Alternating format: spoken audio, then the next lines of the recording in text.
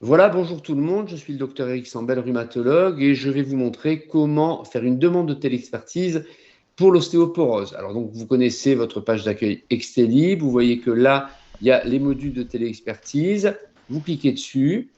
Là-dessus, vous allez aller bien évidemment sur l'onglet télexpertise ostéoporose. À partir de là, vous allez faire une demande de télexpertise. Jusque-là, c'est classique. Alors, il y a un petit message qui est important, qui dit que la télexpertise ostéoporose pose exclusivement sur un avis thérapeutique sur une ostéoporose avérée, à l'exclusion de toute autre pathologie, qu'elle soit ou non inductrice de fracture, notamment métastase, myélome, etc. Donc, on est uniquement dans l'ostéoporose. Ce n'est pas un diagnostic de fracture vertébrale, c'est une patiente qui est diagnostiquée ostéoporotique et qui a besoin, ou une patiente ou un patient d'ailleurs, qui a besoin d'un avis spécialisé parce que sur les éléments que vous avez, vous ne pouvez pas le donner. Voilà.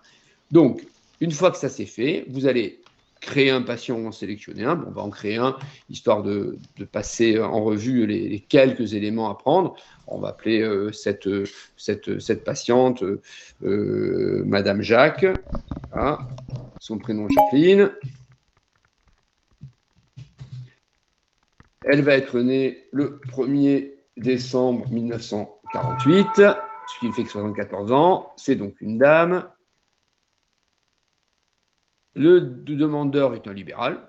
Et alors, il faut rentrer le NIR. Donc, je vais inventer un NIR. Donc là, déjà, on a le 2. Qu'est-ce qu'elle est? Donc, c'est décembre 01 13 015 155 02. Voilà. Donc, ça, c'est. Et organisme de rattachement, régime général. Donc là, normalement, vous avez moyen de confirmer d'abord que vous avez informé votre patient d'une télexpertise, ça c'est réglementaire, et ensuite valider pour démarrer votre télexpertise. Donc là, vous allez avoir tous les éléments dont aura besoin le rhumatologue pour faire votre réponse. Alors, on va inventer un cas, mais on va partir sur quelque chose de tout à fait réaliste. Donc, oui, c'est une patiente qui a fracturé relativement récemment, qui s'est fracturée 2 vertèbres. Et donc, les vertèbres fracturées que vous avez repérées sur la radiographie, on va dire que c'est T12 et L3, c'est du classique. Donc, pas d'antécédent de fracture de l'humérus, du fémur, du bassin ou du tibia, mais bien évidemment, c'est possible. Pas d'autres fractures. La patiente, vu son âge, on peut estimer qu'elle est ménopausée, et donc, elle est ménopausée, c'est une femme tout à fait dans les clous, donc à 52 ans. Voilà, si vous ne savez pas, vous avez la case à cocher ici. Les antécédents personnels, mettons qu'il y en a, qu'elle n'est pas sous corticoïde, qu'elle n'a pas été sous corticoïde, qu'elle n'est pas suivie pour une endocrinopathie, elle ne fume pas et elle n'a pas fumé, pardon, et elle ne boit pas plus de 3 verres d'alcool par jour. Ça permet de calculer le FRAX, qui est un indice qui peut nous aider en tant que rhumatologue à donner un avis.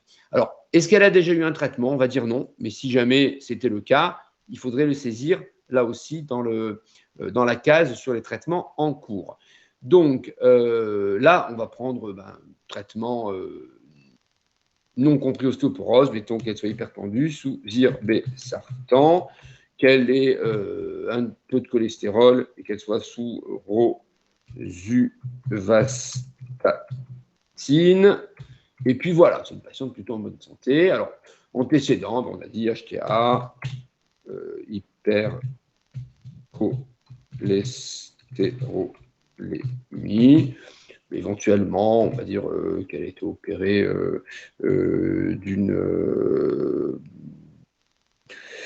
appendicite. Voilà, si vous estimez que c'est pertinent. Voilà. Bon, en fait, c'est une patiente qui n'est pas très compliquée. Voilà, pas de dénutrition et pas d'allergie. Alors, vous avez à chaque fois la possibilité d'ajouter des pièces jointes, comme vous voyez là, à chaque fois. Donc là, on va cocher, on a dit non, voilà. Donc là, vous pouvez enregistrer. Quand vous avez enregistré ça, va apparaître sur l'écran les différentes choses que vous avez rentrées, à savoir les antécédents, l'absence de nutrition, le traitement en cours et l'absence de traitement antérieur de l'ostéoporose. Alors bon, on peut imaginer, mais bon, là, une fois que c'est rentré, après, tout ce que c'est inclus dans votre expertise. Si vous avez des éléments à rajouter, il faudra, je crois, ensuite les rajouter sur une page de dialogue. Donc là, vous enregistrez votre dossier. À partir de là, on va passer à l'étape suivante, qui est une étape plus, on va dire, dédiée au facteur de risque. Donc, c'est une patiente qui n'est pas très épaisse, qui fait 45 kg, qui faisait 1m60 à l'âge de 20 ans et qui a perdu 4 cm et qui fait 1m56. Donc, vous avez l'IMC qui se calcule. Là-dessus, elle a fait une chute dans l'année précédente. Elle est un petit peu instable. Vous faites un test appui monopodal inférieur à 5 secondes. Est-ce qu'il est tenu? Eh bien, non, elle a un peu de mal. Et les radios du rachis, ben, oui, c'est quand même bien de pouvoir les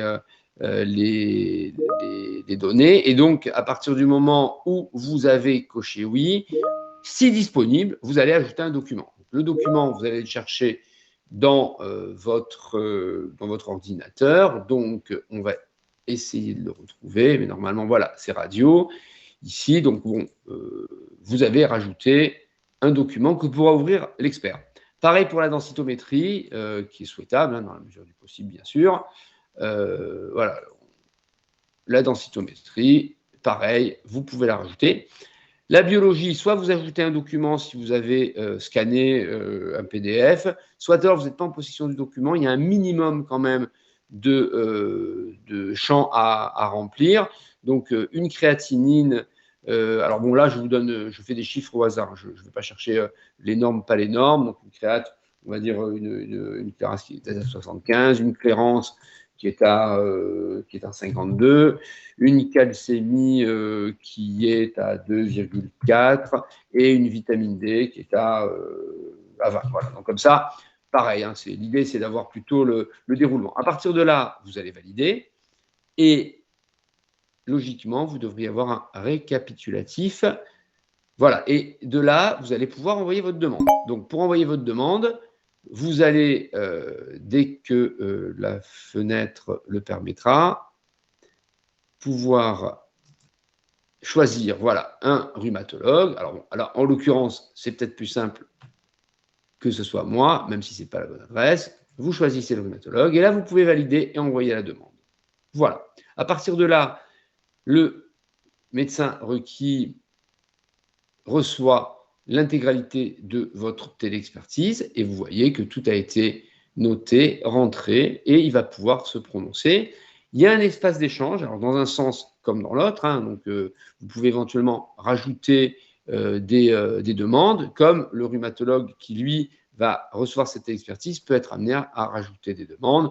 Un exemple simple, si vous avez mis qu'il y avait un traitement antérieur de l'ostéoporose, il peut être amené à vous demander combien de temps est-ce que la patiente l'a prise, est-ce qu'elle l'a prise sérieusement, quand est-ce que ça a été démarré, quand est-ce que ça a été terminé. Enfin ça, voilà, c'est des choses qui viendront en complément.